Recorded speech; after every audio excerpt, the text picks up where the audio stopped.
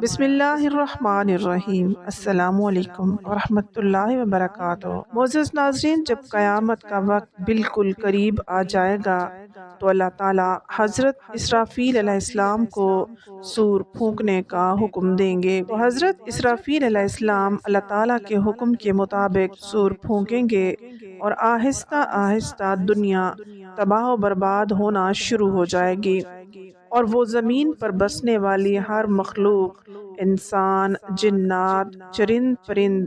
الغرض کوئی بھی چیز ایسی باقی نہ ہوگی جو زندہ ہو۔ اس وقت سب کا نام و نشان مٹ جائے گا اور سب کچھ تباہ و برباد ہو جائے گا۔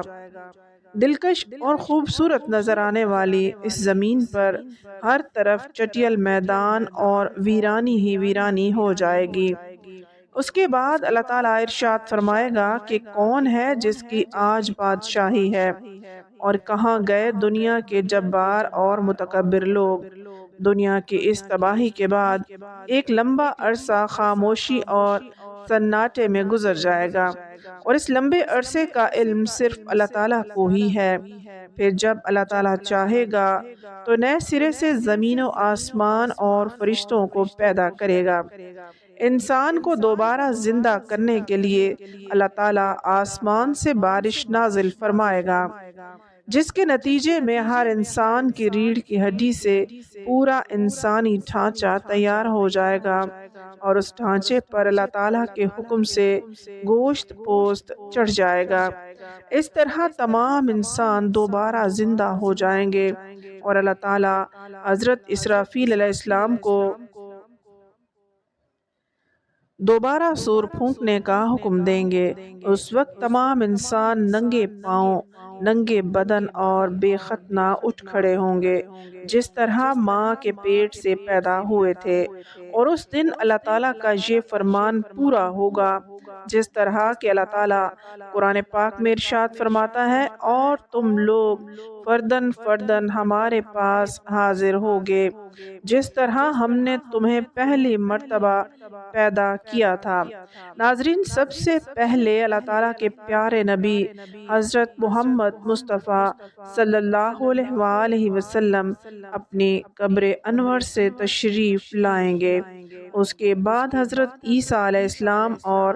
دیگر انبیاء کرام اپنی قبر انور سے تشریف لائیں گے، اور اس کے بعد شہدائے کرام اور اللہ تعالیٰ کے نیک بندے اور اہل ایمان اٹھیں گے۔ اس دن کافر، مشرک اور منافق لوگ اپنے اپنے اعمال کے مطابق اپنی قبروں سے زندہ اٹھیں گے۔ کوئی اندھا ہوگا تو کوئی بہرا ہوگا، کوئی لنگڑا ہوگا، اور کسی کو چیونٹیوں کی شکل میں اٹھایا جائے گا، اور کوئی شخص اپنے اعمال کے مطابق سر کے بل اٹھے گا۔ اس دن کافر اس غیر متوقع زندگی کا منظر دیکھ کر شدید خوف اور غم کے اندر مبتلا ہو جائیں گے،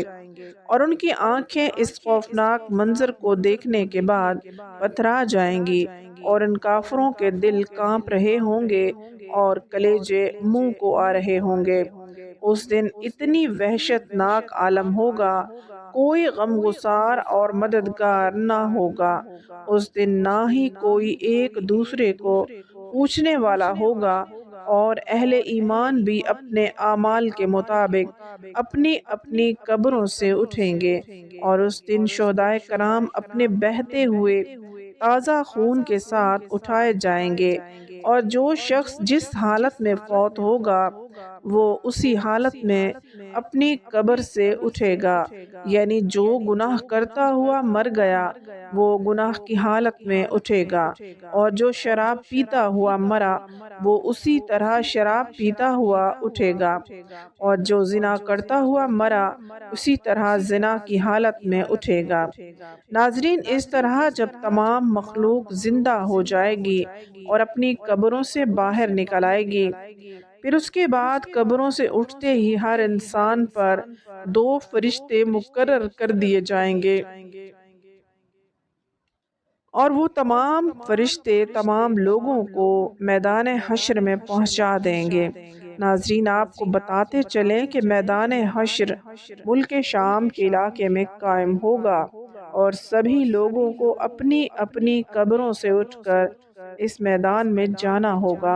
اور کفار میں سے لوگ اندھے اٹھیں گے، وہ ٹھوکریں کھاتے گرتے پڑتے میدان حشر میں پہنچیں گے،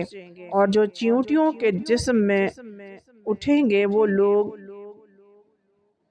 پاؤں تلے روندے جا رہے ہوں گے، اور بعض لوگ سر کے بل اٹھائے جائیں گے، وہ لوگ انتہائی ذلت اور رسوائی کے ساتھ میدان حشر میں پہنچیں گے، اور کافروں پر آگ مسلط کر دی جائے گی جو ان کافروں کو ہانک کر میدان محشر کی طرف لے جائیں گی، اور اہل ایمان بھی اپنے عقائد اور اعمال کے مطابق میدان حشر کی طرف رواں دواں ہوں گے۔ بعض اہل ایمان پیدل پہنچیں گے اور بعض اہل ایمان اونٹوں پر سوار ہو کر میدان محشر میں پہنچیں گے۔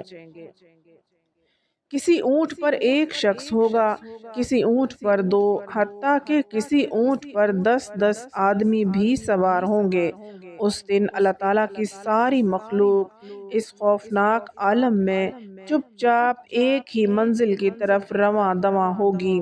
اور وہ منزل مقام محشر ہوگا۔ اس دن کسی کو اونچی سانس لینے کی جرت نہ ہوگی۔ اس دن ہر آدمی کو یہ احساس ہوگا کہ آج حساب کا دن ہے، اور آج اپنی زندگی میں کیے گئے تمام کرتوتوں کا پھل ملنے والا ہے۔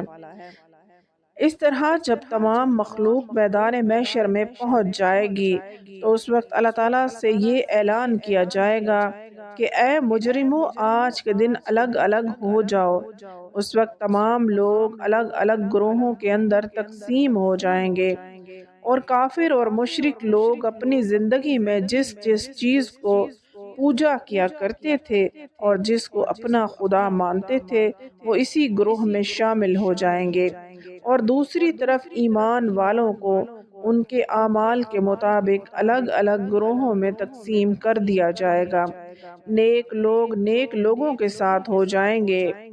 ناظرین، میدان حشر میں تمام لوگ ننگے پاؤں اور ننگے بدن ہوں گے۔ اس دن سورج 1 میل کے فاصلے پر آگ برسا رہا ہوگا، اور زمین تپش کی وجہ سے جل رہی ہوگی، اور جسم سورج کی آگ میں جل رہا ہوگا، اور زمین اتنی گرم ہو جائے گی کہ زمین پر پاؤں نہ رکھا جا رہا ہوگا، اور دور دور تک کہیں سایہ نظر نہیں آ رہا ہوگا،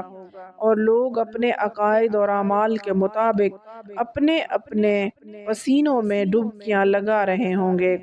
کچھ لوگ اپنے گناہوں کے مطابق ٹخنوں تک پسینے میں ڈوبے ہوئے ہوں گے، اور کچھ لوگ سینے تک پسینے کے اندر ڈوبے ہوئے ہوں گے، اور کچھ لوگ اپنے اعمال کے مطابق پورے کے پورے پسینے میں ڈبکیاں لگا رہے ہوں گے۔ حشر کا یہ خوفناک دن 50,000 سال کے برابر ہوگا، اور لوگ بھوک پیاس اور شدت گرمی کی حالت میں 50,000 سال تک کھڑے رہیں گے، اور تمام لوگ تنگ آ کر اللہ تعالیٰ کی بارگاہ میں عرض کریں گے، یا رب العالمین، ہمیں اس مصیبت سے نجات عطا فرما۔ اللہ تعالیٰ سے دعا ہے کہ اللہ تعالیٰ ہم سب کو نیک اعمال کرنے کی توفیق عطا فرمائے، آمین۔